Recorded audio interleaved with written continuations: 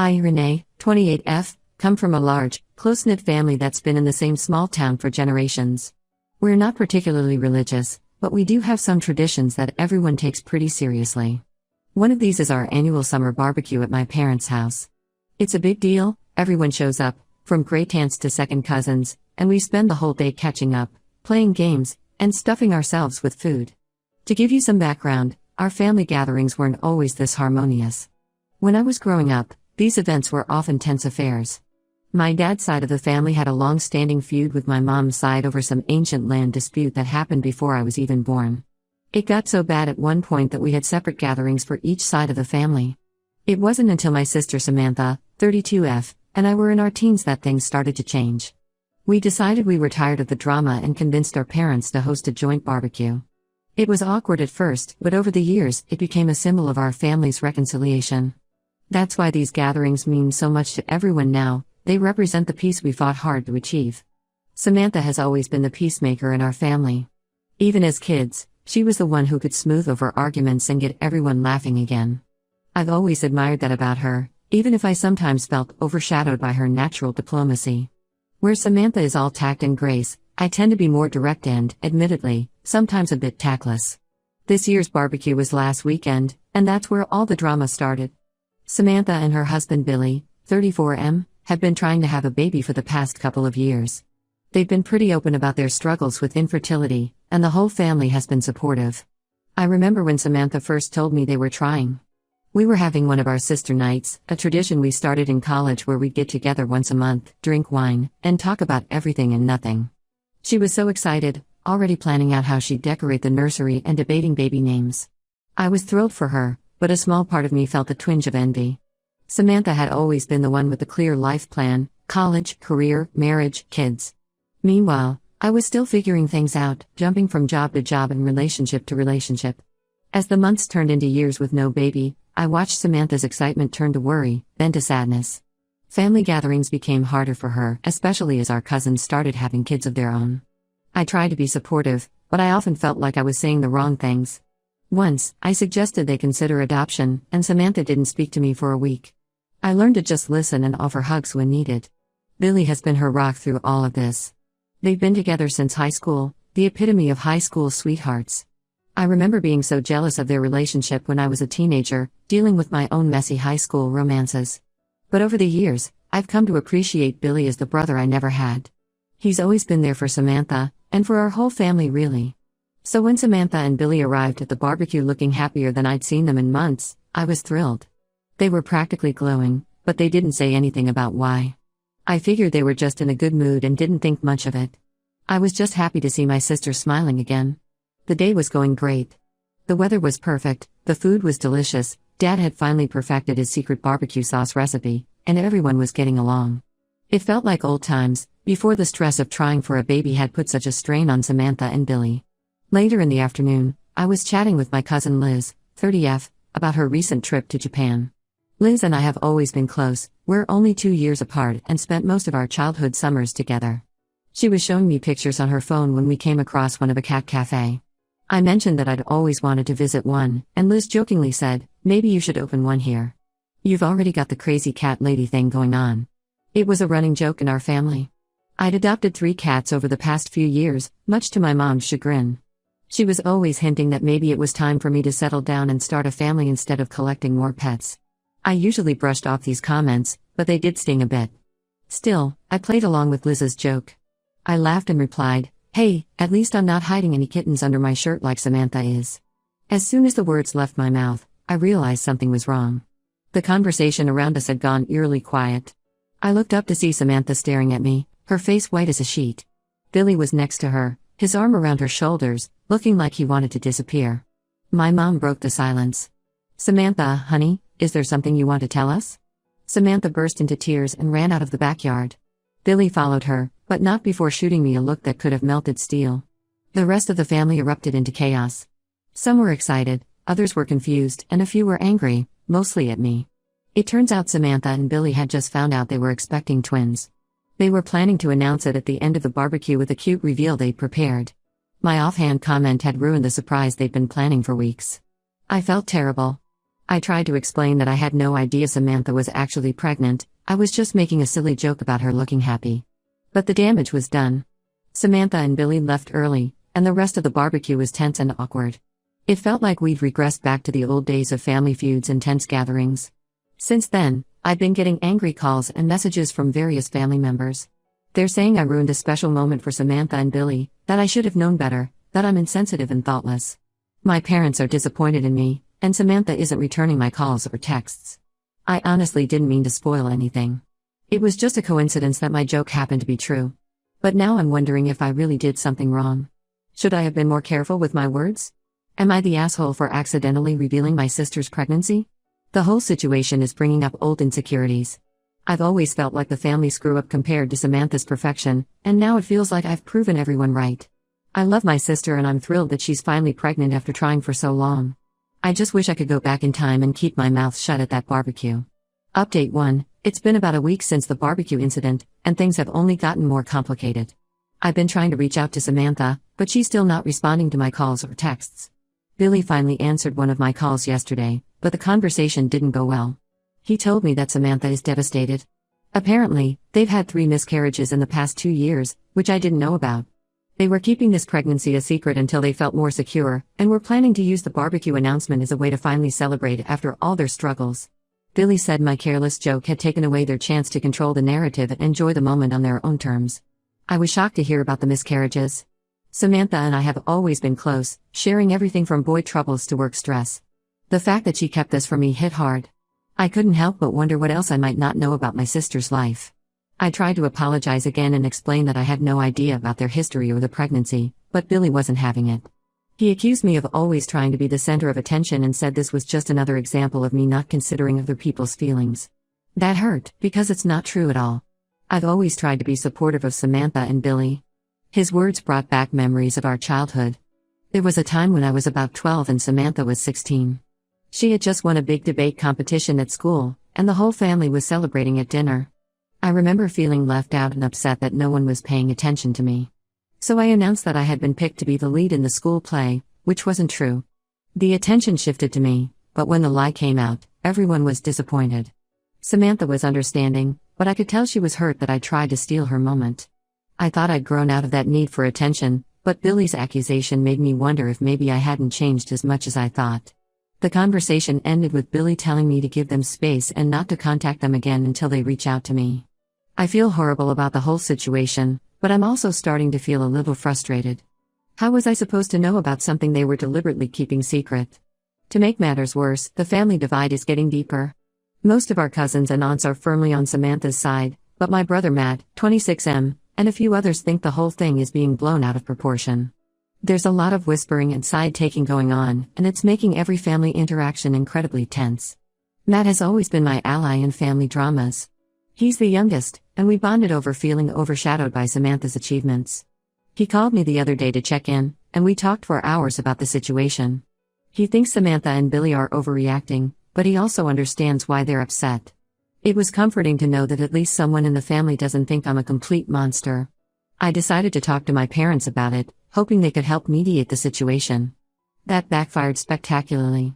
Mom burst into tears, saying she felt caught in the middle and didn't know how to fix things between her daughters. Dad just looked disappointed and said he expected better from me. Seeing my parents so upset brought back memories of the old family feuds. I remember how stressed and unhappy they were during those years, always trying to keep the peace between the two sides of the family. I had promised myself I would never be the cause of that kind of family strife, yet here I was, at the center of a new family drama. I'm starting to feel really isolated. My best friend Tara, 29F, is the only one who seems to understand my side of things. We've been friends since college and she's seen me through plenty of family dramas. She suggested I write Samantha a letter explaining myself, since she won't take my calls. I'm considering it, but I'm worried it might just make things worse. Tara also pointed out something that I hadn't considered. She reminded me of how competitive Samantha and I used to be as kids. We were always trying to outdo each other, whether it was in school, sports, or getting our parents' attention. Tara wondered if maybe some of that old rivalry was playing into this situation, making it harder for Samantha to forgive what was genuinely an innocent mistake. I've been thinking a lot about what Tara said. It's true that Samantha and I have always had a complicated relationship. We love each other fiercely, but there's always been an undercurrent of competition. I thought we'd moved past that as adults, but maybe those old dynamics are still influencing us more than I realized. I never meant for any of this to happen.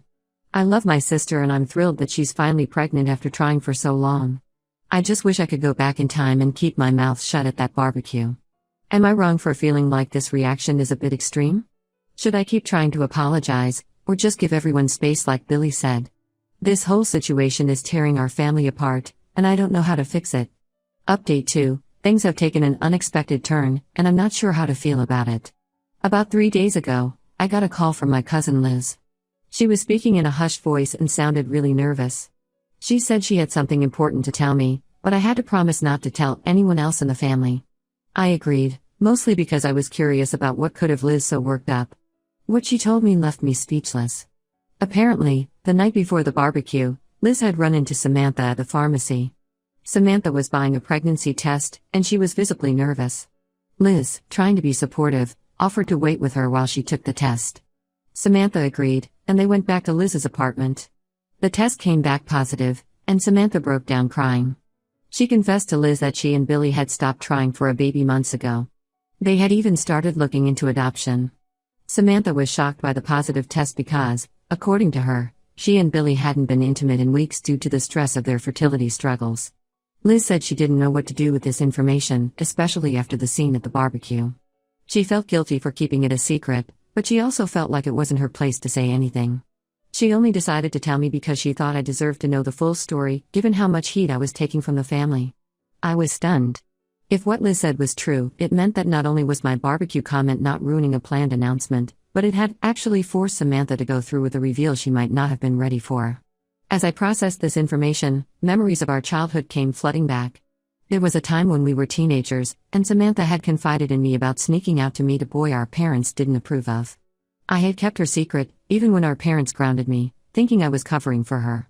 Samantha had eventually come clean, but it had taken her days to work up the courage.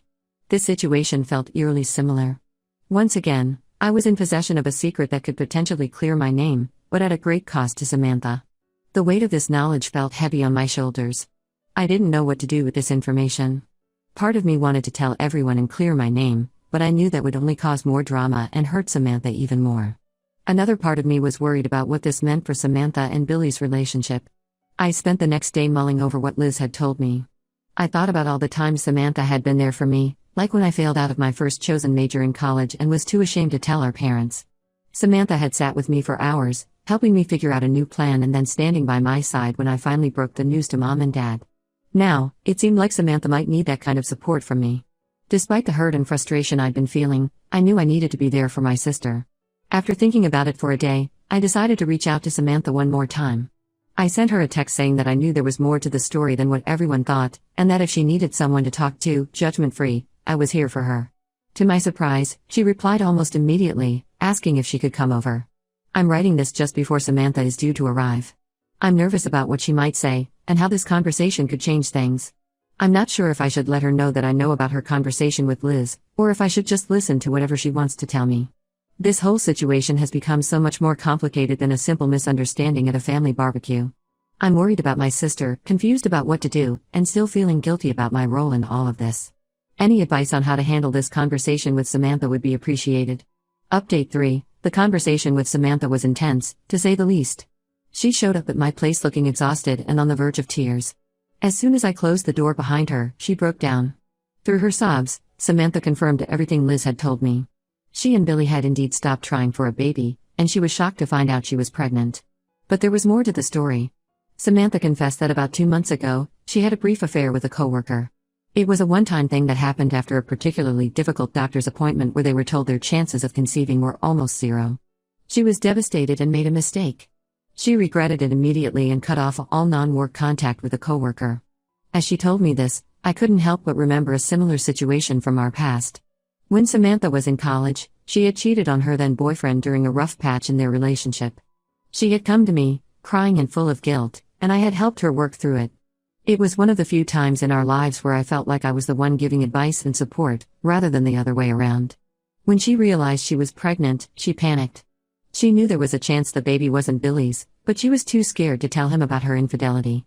She decided to pretend she had just found out about the pregnancy and go along with Billy's excitement. My comment at the barbecue had forced her to announce a pregnancy she wasn't even sure how to feel about yet. She admitted that her anger towards me was largely displaced guilt and fear. I was shocked, but I did my best to listen without judgment.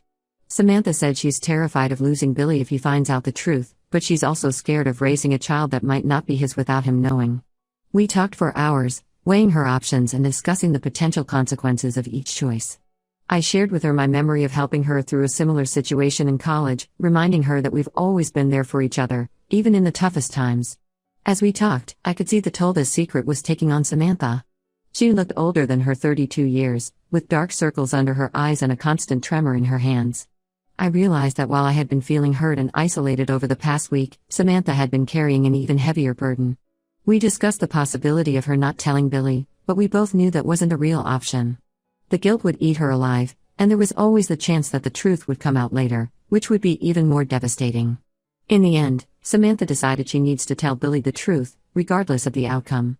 She asked if I would be there with her when she does, as moral support. The request took me by surprise. After all the tension between us, I hadn't expected her to want me there for something so personal and potentially life-changing. I agreed, of course. Despite everything, she's my sister and I love her. We're planning to talk to Billy this weekend. The thought of it makes my stomach churn with anxiety, but I know it's the right thing to do. As for the rest of the family, we decided to keep them in the dark for now. Samantha will apologize to them for overreacting to my comment, and I'll accept their apologies for how they treated me. It's not a perfect solution, but it seems like the best way to handle things without airing all of Samantha's personal business to the entire family. Before Samantha left, we hugged for a long time. It reminded me of when we were kids, comforting each other after a nightmare or a bad day at school. For the first time in years, I felt like we were truly on the same team again, without any underlying competition or resentment. This whole experience has been a stark reminder that you never really know what's going on in someone else's life. I've learned to be more careful with my words, but I've also learned the importance of not jumping to conclusions or passing judgment without knowing the full story. I'm nervous about the conversation with Billy, but I'm glad Samantha felt she could trust me with the truth. Whatever happens, I'll be there to support my sister. It's what we've always done for each other, even if we sometimes lose sight of that. As I sit here, waiting for the weekend to come, I can't help but think about how quickly life can change. A week ago, my biggest worry was whether I should adopt a fourth cat. Now, I'm preparing to support my sister through what might be the most difficult conversation of her life. I don't know what the future holds for Samantha, Billy, or their unborn child. I don't know if our family will ever fully recover from this drama. But I do know that I'll do whatever it takes to be there for my sister, just like she's always been there for me.